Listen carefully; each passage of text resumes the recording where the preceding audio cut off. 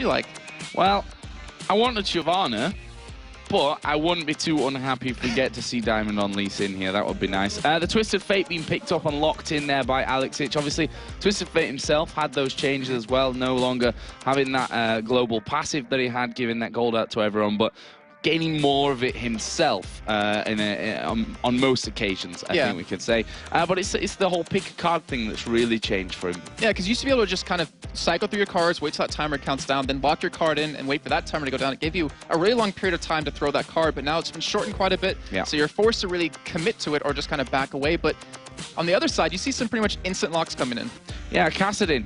Yeah, no problem there for Charu. Once that Twisted Fate comes in, he's like, we're going to pick that one straight up here and have that Kassadin in there. Are they going to be going for Twitch? Makler is currently hovering over that one. Let's see if that will be the choice for them to... I think in Nunu in the jungle, as I said, we have seen Nunu in support role recently, so could end up being that support Nunu, but I'm tempted to say that Libic's probably going to go somewhere like Zyra. Yeah, and the thing is, his Zyra was so strong back in Selection Match of Singapore when we kind of first saw them come to life in terms of a big event, but he's 2-10 on Zyra right now.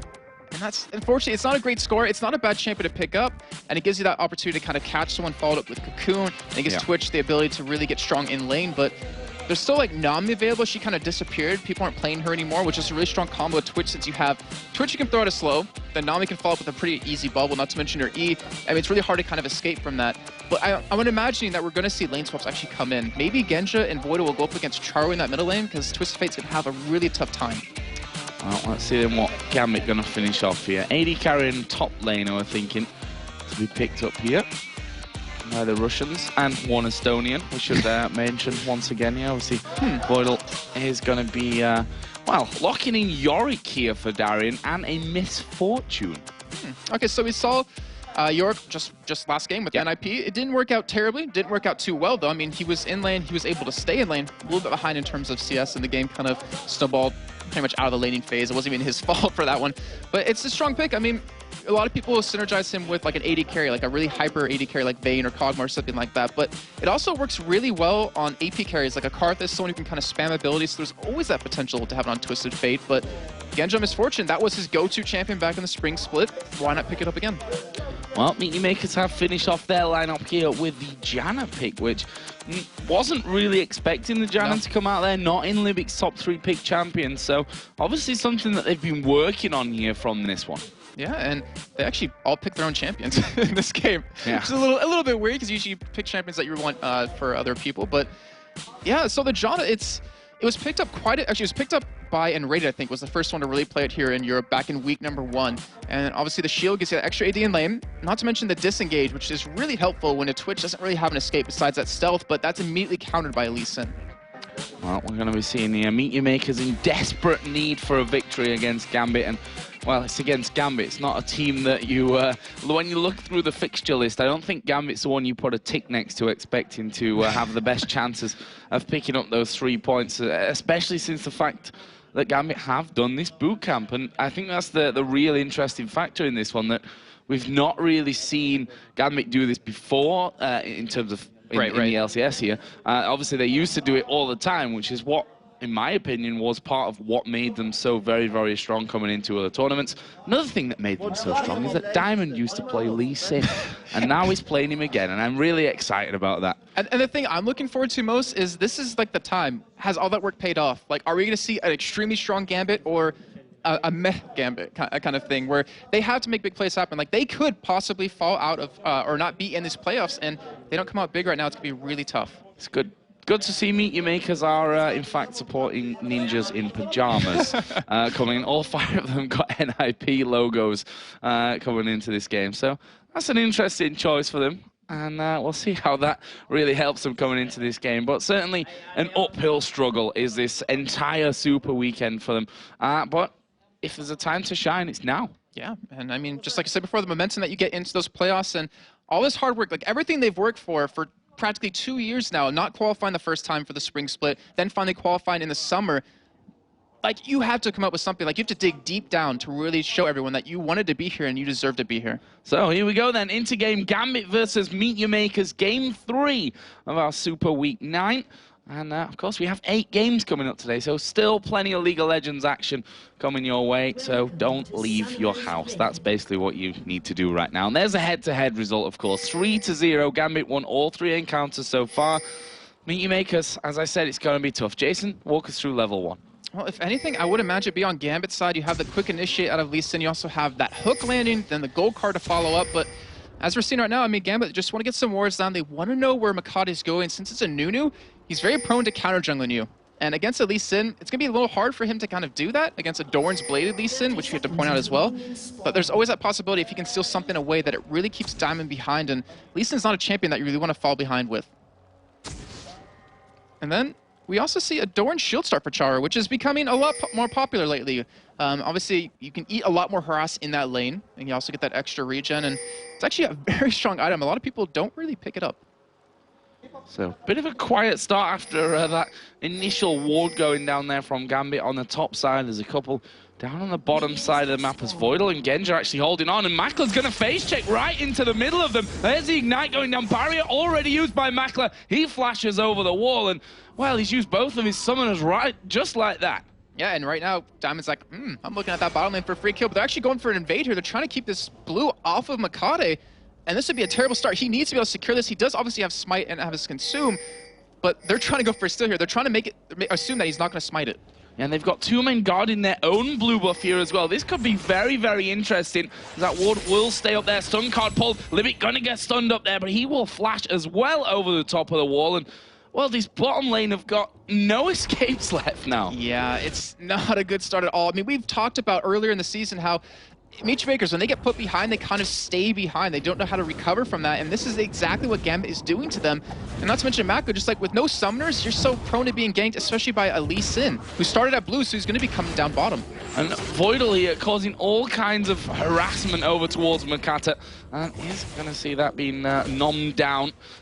They do finally get down into lane, as once again Makla, now he's had to obviously go home to heal. He's used his barrier, he's got no flash, as doesn't Libic. So overall, this bottom lane from Meet Your Makers have to be so careful now. Yeah, they do, especially if you get like hooked by with a Misfortune who does so much damage earlier on. She's like one of the strongest AD carries pre-level 6, or even not level 6 with that bullet time.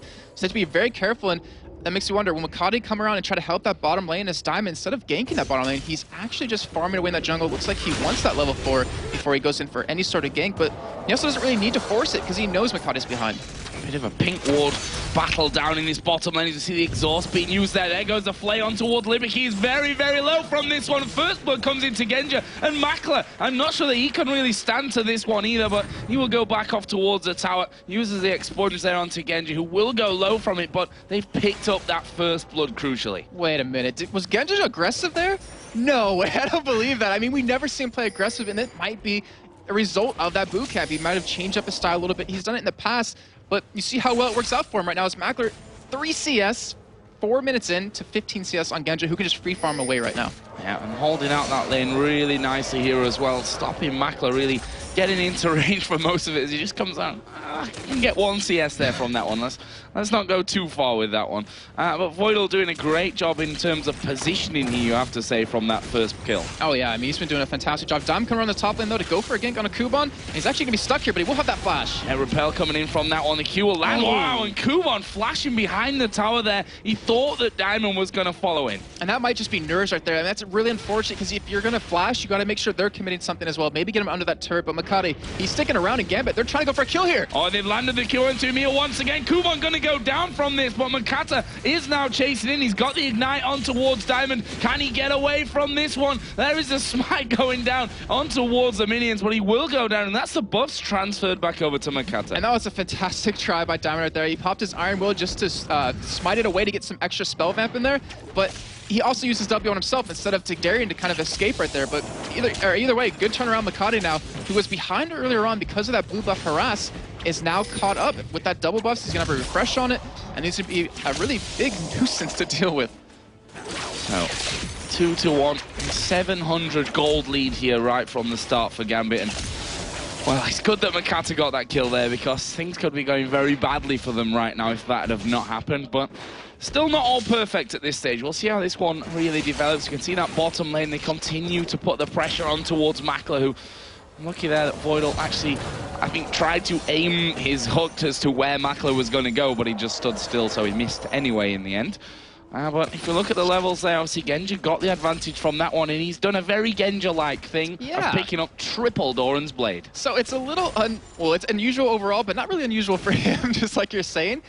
Tia's coming next. Oh, I hope not. I hope not on Misfortune. But what it does give him, though, is that extra presence in lane, that extra damage so he can afford to duel Makler even more. Not to mention the lifesteal, because he wasn't running any flat or any percent lifesteal on his runes in here. But Darren actually being very aggressive on Kuban because Diamond was around, and Makler, Darren actually can take him very low. Wow, Kuban actually going very aggressive from this one. Diamond's not really close to him as you see the repel coming. Has he got the finisher? Yes, he has. Kuban picks up the kill. He's got a level advantage here over on Diamond. He's going to have to try and dodge this Q. Throws down the cocoon. Diamond going to get decent damage into him here, but there's a lot of minions there as well, and wow. Diamond forced to back off. That was fantastic. His Spider Lane caught the Q out of Diamond proc, so he didn't get caught at all. He was able to run through his own minion wave and escape.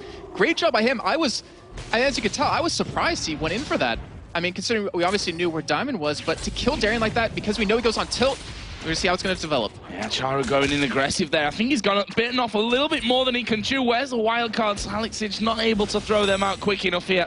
And Chara will escape with very little as Makata comes around the side as well. Snowball not doing enough. Little bit of a dance and backing away. Yeah, and right now, because of that kill top lane that Kuban just got, it gives Makata that freedom to gank middle, to gank bottom, to help those other lanes out a little bit.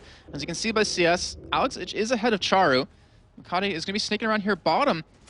And he's not spotted by a ward. This could be very bad for Gambit, though. Genja, he does have flash, does have barrier to escape. Wondering where the wards are overall here as Voidal going to take a lot of damage and they're going to go straight in on towards him. Can they finish off? Charu has teleported in as well. There's the knock-up. Makler will secure a kill. Genja trying to put some damage back onto him, but those 4 men from MYM are unchallenged really. There's no one there from Gambit to really do anything about it. And another perfectly settled kill. And again, we see that teleport being called into play. Yeah, I was just about to mention that. I mean, I wanted to see what kind of Charu are we going to see this game in terms of that teleport. And as you can tell, with the Castle, if he wants to be around the map, I mean, he's already a Castle. He can already get around the map extremely quickly, but with the teleport, with that assist under his belt, it's going to help him get his item build going a little bit quicker. And I think his Castle can really start to get strong very quickly. He's got that Tia in there as well, which he picked up on his last trip home. See, in that top lane, what was going pretty well for Darren up there, he'd had that presence from Kuban to come in there. They'd managed to get that 1 kill. Kuban really not scared of fighting in there at the top, and that's what we saw. A little bit of miscommunication, I think, because Darian pushed up that lane while Diamond was in the tri-bush, but then Diamond went into MYM's jungle, and it was all a little bit strange from Gambit's side of things. I think there was some communication problems with how that fight went down, but it leaves us either way. Gambit still having a gold lead, MYM ahead in kills. Right now, it could be a lot worse for Makers, but luckily they picked up those 3 kills, and I was looking over the past couple of games in Gambit versus Makers in terms of Dragons, where Gambit's got 9, and Makers only been limited to 3. And we've seen earlier today just how impactful getting Dragons over and over can be for SK, who got 5 or 6 in their first game of the day, then EG, who got quite a few in their game just previously versus NIP. And right now, Makers, like, that's the next big step for them. Can they maybe gank bottom lane or gank middle and then get that pressure on that Dragon? Yeah, Alex has had plenty of time to be farming himself up, and obviously his passive now works in his favor. Obviously it doesn't work towards his team anymore, but he's going to be getting more gold from that overall. So we'll see how he really develops. He spent a lot of time in that lane just constantly farming things up, as we see Nunu headed towards his top lane, and he's going to be spotted there. And that's one of the problems, almost free vision that you can get out there from Warwick. But look at that damage coming out from Yorick, not Warwick. We've not seen him for a while. But we see the damage there once again from Kuban. Darren has to be so careful. Yeah, Kuban's riding his patented 14 Magic Pen earlier on, which is going to help since Darren is actually using a very aggressive rune page where he has 13 flat armor pen, 5 flat magic pen, and then 8% of both. So he wants to go in for damage. He wants to make an impact, but Kuban, he's just able to turn that aggression around right onto him. So I just saw his recall being cancelled there in that top lane. Bottom lane got a little bit quiet after what was a hectic start. That first blood going over to Gambit. However, we have to point out that Genja still has a big CS lead over Makler. Yes, he does, and he has 1,500 gold in his pockets to spend right now. And you know, to me, the bottom lane is a really crucial point how this game's going to go, but it's all to me about Makata, because in the past he's been more of a aggressive jungler in terms of he likes to gank a lot, but he's never reactive. Like, he never counter ganks too often. And right now he's trying to set up for it, but Diamond's nowhere near there. He's at that bottom lane. He's trying to gank there. No, he's just spotted Makata coming running out of the bush like, good job I didn't push that one out too far. With the Nunu waiting in there, but look at this. Meteor Makers are all coming down, so we could be seeing a play about to happen on towards Dragon. Yeah, and Alex actually might be able to get caught here. Yeah, and they've come right into that one. Cocoon max range. He's going to land onto him. Alex now in all kinds of trouble. He's going to be able to stun one of them, but he went for Nunu. The other two mobile enough to finish off. Good kill, and that is most probably going to secure them this Dragon as well. And what's a little weird is that you mentioned it. Darian saw Nunu running down through the river. Like, they kind of should have expected that coming. And right now, Meechmakers are trying to get this first Dragon, but Diamond, he has something to say about it. Yeah, Libic here actually going to get hooked, get hit with a Q. Genja picks up that kill. We do see the Dragon actually being picked up there by Meteor Makers, flashes away. Q not quite landing there, coming out of Diamond, and able then for not to follow up on things. And Meteor Makers, they lose their support player, but they've picked up the first Dragon of the game. And to me, that's really important for them. I mean, right now, in terms of total Dragons over the summer split for EU, they're 7th at 38. And we talked earlier about how Gambit has 9-3 up against them in their series, and something like that gives you so much gold, and it really kind of gives you a good mindset. It gives you the opportunity to say, all right, Dragon died then, we have the timer for it, and when it comes close to that point, we'll have a pink ward down on it, but do we also want to make another play on it? And if they can kind of snowball multiple Dragons overall, then they will have a hefty lead. So, just seeing a couple of items being picked up. Genja in particular, a lot of gold going back there, picking up a BF sword and a Vamp scepter from that one. We can see from Alex's side, he's added the Sheen in.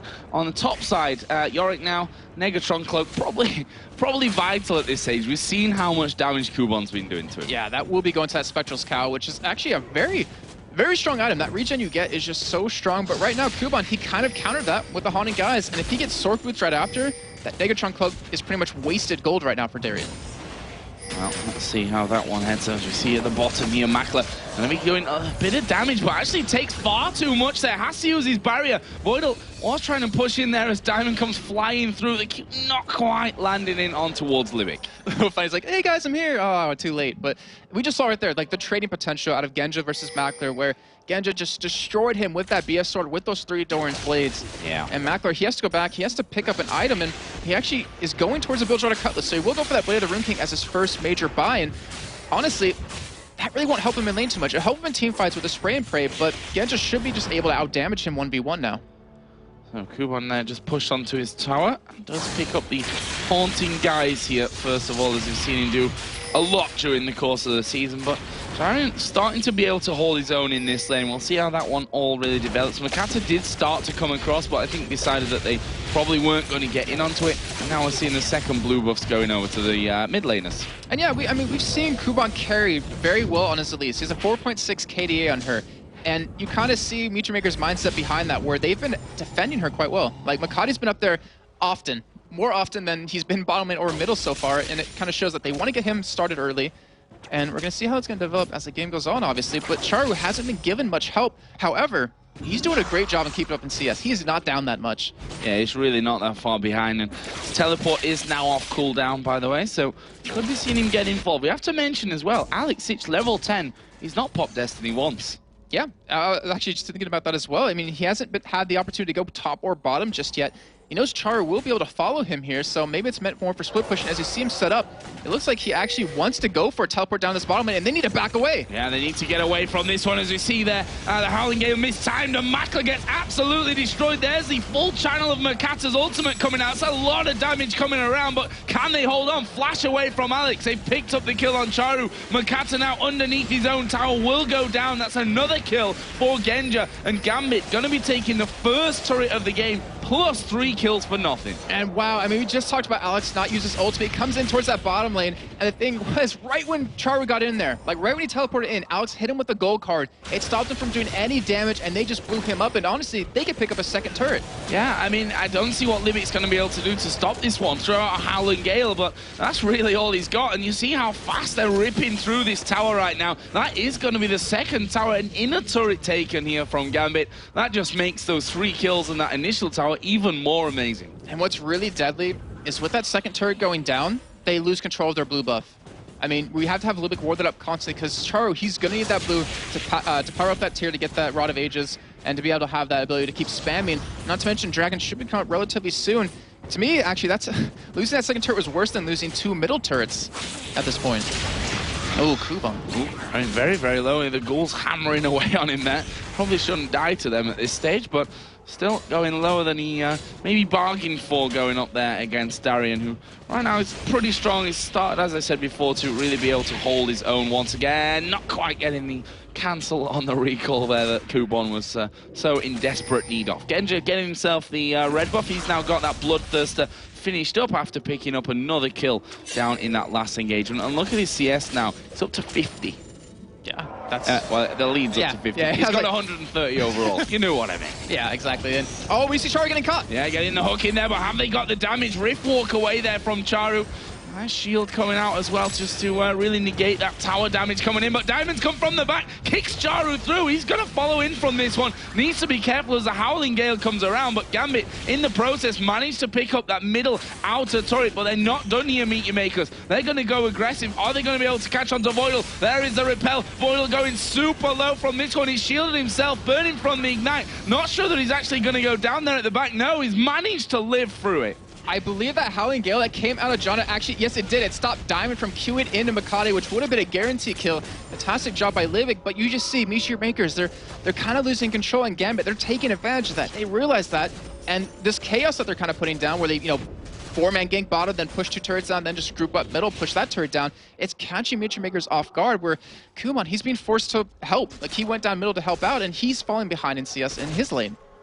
So let's have a look at some recent purchases. Spirit Visage added in there for Darian, which means that Kuban's probably not going to be able to kill him anymore. Yeah. The Aegis also added in there for Diamond's Lee Sin. That was before that last fight. Also the Needlessly Large Rod picked up from Alex Ich as well. Yeah, so it looks like he either will go his Lich Bane, as we see Kuban might get caught here. It does dodge the hook, so he'll be fine, but he might go for the Death Cap, he might go for his Zonias, or go for that Lich Bane. But this is the big point. 17.5 minutes in, Dragon is up. Meet Your Makers cannot afford to let this go. But I'm not sure they can even team fight right now. They need to be able to catch someone with that cocoon, followed up with the entire CC chain or damage chain, and hopefully be able to kill Gambit. But right now, they're like, all right, well, we'll just 3-man push middle. And right now, Meet Your Makers isn't in position to stop this. They're so incredibly out of position to stop anything like this happening. We can see their Diamond just off to the side, just being basically a human wall, trying to stop Meet Your Makers pushing through. He's actually going to take a lot of damage here, but they've took the turret. Hook has landed in on towards Kuban. This could be very bad for MYM. All going very low. Libic's going to die here at the backside. Voidal actually picking up that one. And while they lost 1 man, honestly, that could have been a lot worse than just a 1 man. But Gambit are pushing towards the inhib turret. I mean, they are just punishing Meet Your Makers left and right. They realize that they're all grouped up with Dragon. Why not push that turret? And then MYM, unfortunately, getting caught. Libic being the one to die right there. You're going to lose that inhibitor turret. They should be able to lose their inhibitor here. And Gambit, they have a strong lead. 8,000 gold, 18.5 minutes in. There's going to be a bit of damage coming out now. Hook has actually landed onto Charu here. He's going to go very low, force a Rift walk away. Kuban will have to repel, but he can't go anywhere. He's going to come straight back down on top of them. Wildcard's actually finishing him off, and that's another kill, plus the inhib. And that came from really nothing. They were both teams were at Dragon. That was all positional play that's just got Gambit those bunch of kills, the inner and the inhibitor, plus the inhibitor itself. And because of all the gold they've been able to farm, because of their CS lead, because of their levels, because of how strong they are with these 8 kills, they can afford to do that. Like, Meet Your Makers doesn't have a lot of wave clear. They have to pop everything they can to potentially kill 1 person, but who will that be on Gambit? But now Charu's teleported in behind. I don't think no, there's no way he's going to steal. He's going to try to go in for a kill here. Oh, that wasn't meant to happen.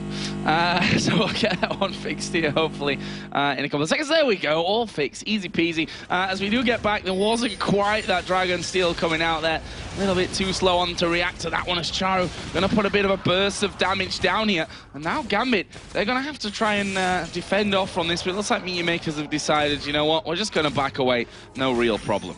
And right now, with the lineup that Gambit has, with that inhibitor being down middle for Meet Your Makers, Baron is a very likely possibility. And one thing about Gambit with Baron, every time they've gotten first Baron, they've won the game in the summer split. So that's a very dangerous thing to let Gambit kind of pick up. Not to mention, they have the least amount of Barons taken at 10. So that kind of shows if they go for Baron, it's just to win the game. They don't necessarily need it all the time, but that might be the next move for them. Yeah, with the Oracles coming in there as well. I've seen them Manamune actually finished off here by Darian as well. And now Alex Ich is coming up towards that top lane to join him. Go for a kill on Kuban, who's He's a spider after all. He'll be able to get away. Lovely cocoon comes around onto Darien, and that pretty much stops all of that happening. Or does it? Alex is really getting close in there as well. They're going to try and have this turret away. As Diamond comes around, Makata and Livic, are going to be waiting off towards the side. There's the Sonic Wave hitting, but will he follow through from this one? Doesn't look like it. Oracle clearing out vision as well. They've completely zoned them out of that final outer turret. Yeah, Meechmakers can't afford to do it. They're not strong enough, first of all, but with that middle inhibitor being down, they have super minions constantly pushing up against them that they have to concede pretty much their 2 outer turrets, and Gambit are taking advantage of this right now. We're going to have a 5-on-5 probably breakout here relatively soon. And who's it going to come out of? I mean, Meechmakers, do they want to go for a stand here? Like, do they want to kind of lock this one down? As they do catch Genja. Yeah, they catch Genja. They're going to try and explode him, which they've managed to do. There's a shutdown coming in, but the rest of Gambit going to get involved. Charu's going to die. Makata's going down as well. Looks like Gambit are going to try and keep following through from this one. There's a flash. Destiny going to be coming out here from Alex Ich. Where's he coming? Right inside the base. Stun onto Limbic. Wildcards will come through. Darien gets that one, but now Alex having to run. Kubon putting down good damage. Makler comes in to get that kill, but he's going to pay the price as well. That will be an ace coming out from Gambit. They're going to try and finish it right here. Wow, I mean, they easily can. They have a long death timer on Meechmakers. They have super minions here, and this looks like it will be the game, definitely. And Gambit with a very quick win, 21.5 minutes. We talked about their boot camp. How well has it worked? And we're seeing it right now, Joe. Well, it seems to have done wonders for them, that's for sure, as that first Nexus turret does go down. They're not going to be able to finish off just here right now as Meechmakers do spawn in. We're only 20 minutes in, we shouldn't forget that. The spawn times aren't massively long at this stage of things, but we saw there what Gambit are doing. They're ahead, so they're pushing towers. Meechmakers either give them up or they fight, and they can't win fights. You've just seen that right there. What do they do here? They need to hold on somehow, and that's going to be really difficult to do against Gambit, where they lose so many objectives. They have pretty much no income at this point. Obviously, they have lanes to farm up, but the problem is Livic, he needs like an Oracle. He needs to be able to clear out all that vision in their jungle so they can get those camps. They need to, well, they can't afford to stop Baron because Gambit can just kind of walk away, but they need that farm. They need Charu to maybe pick up a kill or two just to kind of get him going a little bit quicker. And then with that, like, they have the potential to burst someone down. Alex doesn't have a Zhonya, so you can burst him. As you saw, Genja is easily burstable if you do land a cocoon onto him. And as long as Meechmakers can target them down 1 by 1, then they should have that potential. But they need to hold on. They need to hold on like 5 to 10 minutes at least. Well, we've seen some pretty big items being picked up recently. That locket now being completed as Alex going to get in here on towards Makler, who is invisible, but he's not going to be invisible for very long here. Alex just blindly following there up the lane, and now the rest of Gambit coming in here. Makler looks like he's going to be a very dead rat. We'll actually use the Blade of the Ruin King there on towards Alex, but that won't help him out. Genja gets the kill. And that's all due to the lack of vision that Meechmakers has. They don't know exactly where anyone is, and to be honest, that was kind of maybe a desperation move by Makler because Alex's ultimate is now up. Like, it was almost up when they started fighting. Charu's out of position right now, and Gambit, yeah, they can. They're going to try and win this one. Charu is going to be forced to recall from this. Obviously, that second Nexus is all that really stops Gambit walking in there right now. It's already down to less than half as the kick comes in. Kubon going to be knocked back. There's a hook onto Charu. He's going to surely die as well. Alex picks up that one, and they can just finish the game right here. They don't need the kills. They're going to pick up the second Nexus turret. The inhibitor has just spawned right behind them, which will stop them finishing the game right there. But they should be able to turn around. There's still 30 seconds here on Charu. Meechmakers, like, they can't hold on. Like, they have 5 members of Gambit up. You still Charu down for 20 seconds. There's nothing they can do. Yeah, they're going to push straight in for this one. Hook not going to land, but it doesn't matter. Gambit going to walk through, finish off the Nexus, and take down MYM.